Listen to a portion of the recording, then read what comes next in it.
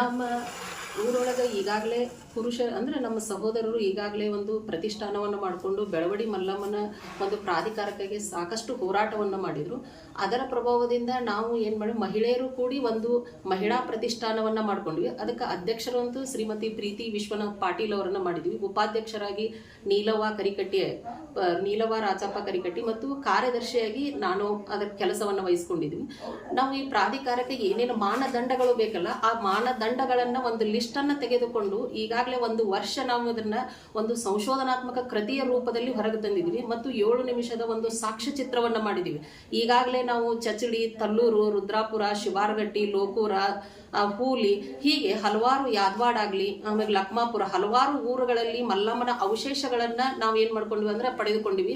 ಮತ್ತು ಅದರ ಜೊತೆಗೇನೆ ನಾವು ಗ್ರಾಮ ಪಂಚಾಯಿತಿ ಅಧ್ಯಕ್ಷರಾಗಲಿ, ಆಮೇಲೆ ಚೇರ್ಮನ್ರಾಗಲಿ, ಅಲ್ಲಿವರೆಗೂ ಹಿಡಿದು ನಾವು MP ಅವ್ರಿಗೆ ಆಗಲಿ, ಆಮೇಲೆ ನಮ್ಮ ಬೈಲಹೊಂಗಲ ತಾಲೂಕಿನ MLA ಅವ್ರಿಗೆ ಆಗಲಿ, ಕಿತ್ತೂರು MLA ಅವ್ರಿಗೆ ಆಗಲಿ, DC, AC, ತಹಸೀಲ್ ಹೀಗೆ 35 ನಾವು ಏನ್ ಮಾಡಿದ್ವಿ ಅಂತಂದ್ರೆ ಆ ಪ್ರಾಧಿಕಾರಕ್ಕಾಗಿ ಒಂದು ವೇಟೇಜ್ ಬರುವಂತೆ ನಾವು ಏನ್ ಮಾಡಿದ್ವಿ, ಎಲ್ಲರಿಗೂ ಏನಂದ್ರೆ ಒಂದು ಲೆಟರ್ ಅನ್ನ ನಾವು ಮಾಡಿಕೊಟ್ಟಿವಿ. ಪ್ರಾಧಿಕಾರಕ್ಕಾಗಿ ಹೋರಾಟ ಮಾಡತ್ತಿದ್ವಿ, ನಿಮ್ಮ ಬೆಂಬಲ ಬೇಕಂತೆ.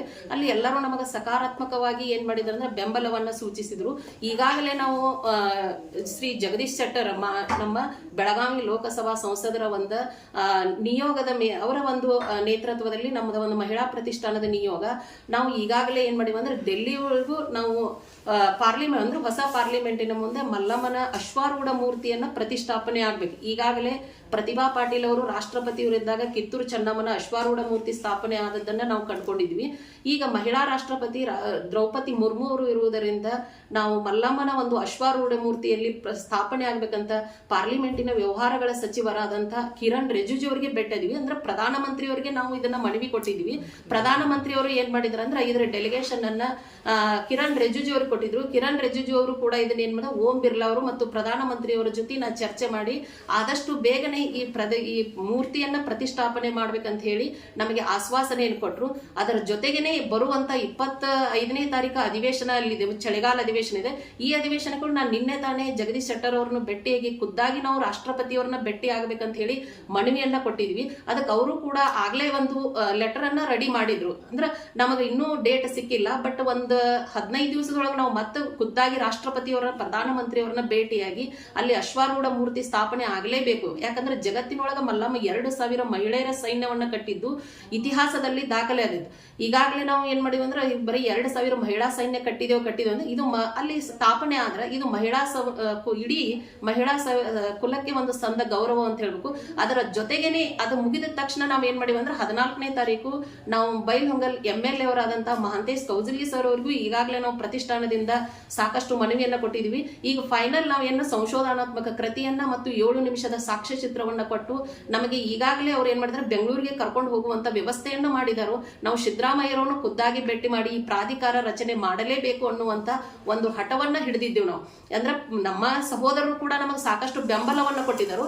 ಇನ್ನು ನಮ್ಮ ಕಡೆಯಿಂದ ಇದು ಅಂದ್ರೆ ನಾವು ಮಾನದಂಡಗಳನ್ನ ಇಟ್ಟು ನಾವು ಇಲ್ಲಿ ಹೋರಾಟವನ್ನ ದಾಖಲೆಗಳ ಜೊತೆ ನಾವು ಏನ್ ಮಾಡಿದ್ವಿ, ಸರ್ಕಾರಕ್ಕೆ ಹೋರಾಟವನ್ನ ಮಾಡಕತ್ತೀವಿ. ಅದಕ್ಕೆ ನಮ್ಮ MLA ಅವರು ಕೂಡ ನಮಗೆ ಸಕಾರಾತ್ಮಕವಾಗಿ ಉತ್ತರವನ್ನ ನೀಡಿದರು. ಈಗಾಗಲೇ ನಿಮ್ಮನ್ನ ನಾವು ಸಿದ್ದರಾಮಯ್ಯವ್ರ ಕಡೆ ಭೇಟಿ ಮಾಡಿಸ್ತೇವೆ ಅನ್ನುವಂತ ಒಂದು ಆಶ್ವಾಸನೆ ಕೊಟ್ಟಿದ್ರು.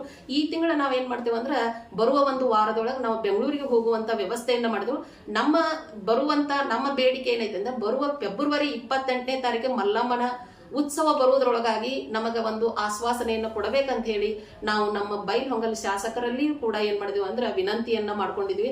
ಅದರ ಜೊತೆಗೇನೆ 28ನೇ ತಾರೀಕು ಕೂಡ ನಮಗೆ ಏನಂದ್ರ ಪಾರ್ಲಿಮೆಂಟಿನ ಮುಂದೆ ಕುದುರೆ ಸವಾರಿಯ ಮೂರ್ತಿ ಮಲ್ಲಮ್ಮನ ಮೂರ್ತಿಯನ್ನ ಮಾಡ್ಬೇಕಂತ ಹೇಳಿ ಈಗಾಗಲೇ ನಾ ಕಿರಣ್ ರಿಜಿಜು ಅವ್ರ ಕಡೆನೂ ಕೇಳ್ಕೊಂಡಿದೀವಿ.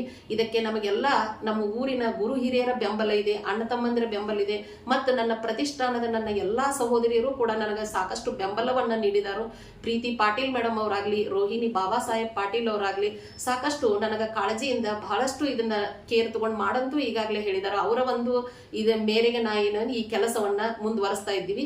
ಇನ್ನೂ ಕೂಡ ಈ ಪ್ರತಿಷ್ಠಾಪನೆ ಇನ್ನು ಭಾರತದ ತುಂಬಾ ಒಂದು ದೊಡ್ಡ ಮಹಿಳಾ ಪ್ರತಿಷ್ಠಾಪನೆ ಆಗುವಂತ ಒಂದು ನಮ್ಮ ಆಸೆ ಇದೆ. ಅದಕ್ಕಾಗಿ ನಾವು ಪ್ರಾಧಿಕಾರ ಆಗುವವರೆಗೆ ಇದನ್ನ ಯಾವುದೇ ರೀತಿ ಕೆಲಸವನ್ನ ನಿಲ್ಲಿಸುವುದಿಲ್ಲ. ಇದು ನಮ್ಮದು ಮುಖ್ಯವಾದಂತ ಗುರಿ.